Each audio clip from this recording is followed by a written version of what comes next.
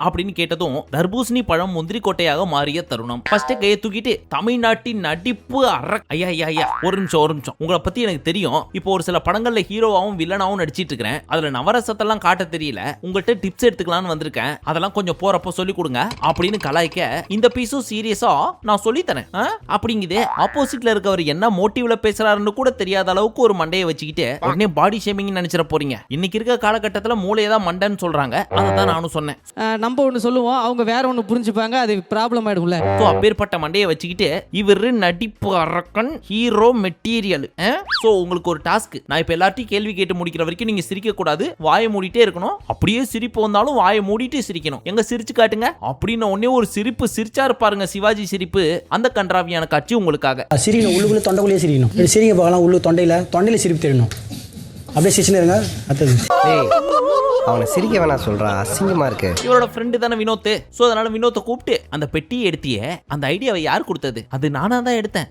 சரி விடு, அதை பத்தி இங்க பேச முடியாது. வெளியே போய் அப்படியே தடவி கிடவி பேசுவோம் அப்படின்னு இந்த பீஸை அடிக்கிறதுக்கு வெறி கொண்டு வெயிட் பண்ணிட்டு இருக்காரு. அதுக்கப்புறம் மத்தவங்க எல்லாம் அவங்கள பத்தி சொல்லிட்டு இருந்தாங்க. அதெல்லாம் முடிச்சதுக்கு அப்புறம் சரி தர்பீஸே, இப்ப நீ சொல்லு, உனக்கு இந்த வீட்டுக்குள்ள யாரை பிடிக்கும் யாரை பிடிக்காது அப்படின்னு உடனே ஆர்வமா கையை தூக்கிட்டு ஃபர்ஸ்டே வினோத்தை பிடிக்காதுன்னு சொல்ல வந்துச்சு. அதுக்குள்ளே சாண்டி ஸ்டாப் பண்ணிட்டு, வந்துருவியா உடனே? நான் வினோத்தை சொல்றேன் சார் அப்படின்னு வாயை தூக்கின்னு. இதெல்லாம் தவறு இல்ல.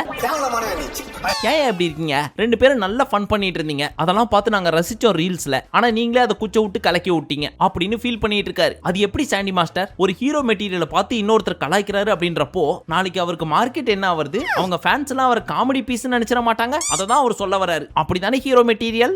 நீ சௌமியா லவ் பண்றேன்னு சொன்னதையே ஜீர்ணிக்க முடியாம டெய்லி ஜெலிசல் குடிச்சிட்டு இருக்க. இதுல ஹீரோ வேற ஆவறியா? அடுத்து என் தம்பி கவினை கூப்பிட போறேன், கூப்பிட்டுமா அப்படின்னு அவரை கூப்பிட்ட உடனே அவரும் உள்ள வந்தாரு. இவர் எதுக்கு வந்திருக்காரு அப்படின்னு பார்த்தா, இவங்க ரெண்டு பேரும் சேர்ந்து ஏதோ படம் பண்றாங்க போல இருக்கு. அந்த படத்தின் பெயர் என்ன தெரியுமா? Boys are back. அண்ட் இந்த படத்தோட ஹீரோயின் யார் தெரியுமா? பிரியங்கா மோகன். இது மட்டும் இல்லாம டைரக்டர், மியூசிக் டைரக்டர் எல்லாரும் பயங்கரமா இருக்கிறதுனால இந்த படத்துக்கு ஒரு பயங்கரமான எக்ஸ்பெக்டேஷன் கிரியேட் ஆகும்னு நினைக்கிறேன். பொறுத்து இருந்து பார்ப்போம். கொஞ்சம் வெயிட் பண்ணுங்க.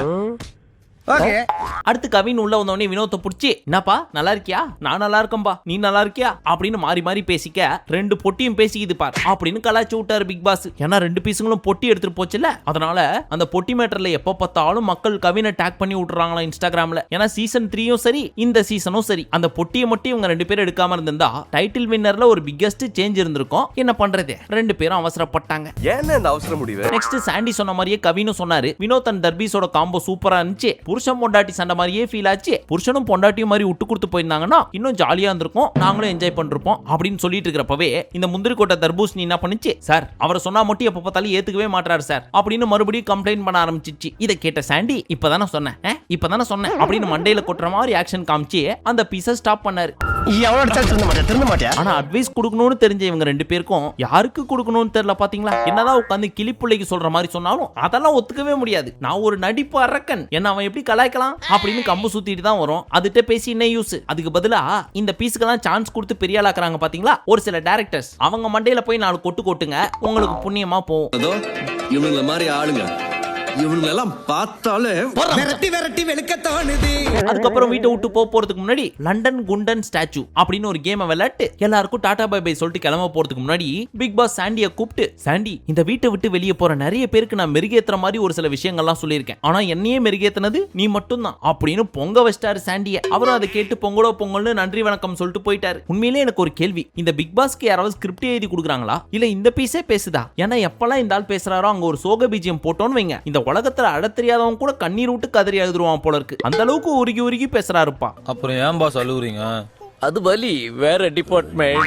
நாளைக்கு ஃபினாலே இல்லையா, அதனால இப்ப வீட்டுக்குள்ள இருக்கிற 4 ஃபைனலிஸ்டுக்கும் பயண வீடியோ எல்லாம் போட்டு காமிச்சு ஒரு சில வார்த்தைகள்லாம் சொல்லணும் இல்லையா பிக் பாஸ். அந்த மாதிரி ஃபர்ஸ்ட் விக்ரமுக்கு போட்டு காமிச்சாரு. அவரை விக்ரம்னு சொல்லாம விக்கின்னு சொன்னாலே அழுதுருவாரு. அவர்கிட்ட போய் பக்கமா வசனம் பேசி கொஞ்ச நேரம் அழ விட்டு, நீ ஏன் விக்கி, நீ நல்லவன்டா, நீ உத்தமன்டா, நீ நாணயமானவன்டா, இதுக்கப்புறம் உன்னோட வாழ்க்கை படிக்கட்டுல நீ மேல போயிட்டே இருப்படா அப்படின்லாம் சொல்ல கொஞ்ச நேரம் அழுதுட்டு சுத்தி இருக்கிற போட்டோ எல்லாம் வேடிக்கை பார்த்துட்டு அப்படியே வீட்டுக்குள்ள போய் ஃபன் பண்ணிட்டு இருந்தாரு.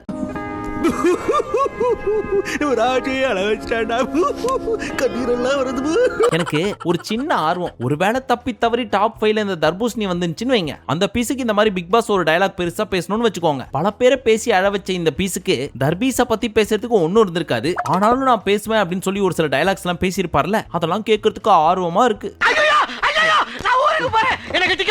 சரி, அப்படி இப்படின்னு முடிச்சு 104வது நாளுக்கு வந்தாச்சு. நாளைக்கு கிராண்ட் ஃபினாலே. ஆல்மோஸ்ட் ரிசல்ட் தெரிஞ்சு போச்சு யாரு டைட்டில் வின்னர் அப்படின்னு சொல்லி. இருந்தாலும் அதை நான் இங்க ரிவீல் பண்ண மாட்டேன், வர்றப்பே பார்த்து தெரிஞ்சுக்கோங்க. அதெல்லாம் முடியாதுப்பா, எங்களுக்கெல்லாம் ஆர்வம் ரொம்ப ஜாஸ்தி, நீ ஏன் சொல்லிறேன் அப்படின்னு கேட்டீங்கன்னா நம்மளோட சேனல்ல ஒரு போலிங் போட்டிருப்போம். அதுல டாப்பர் யாருன்னு நீங்க போய் பாத்தீங்கன்னாவே தெரிஞ்சுக்கலாம். வேணா அங்க போய் பார்த்து தெரிஞ்சுக்கோங்க. மீண்டும் உங்களை நாளை காலை சந்திக்கும் வரை நன்றி, வணக்கம், நமஸ்தே, நமஸ்கார்.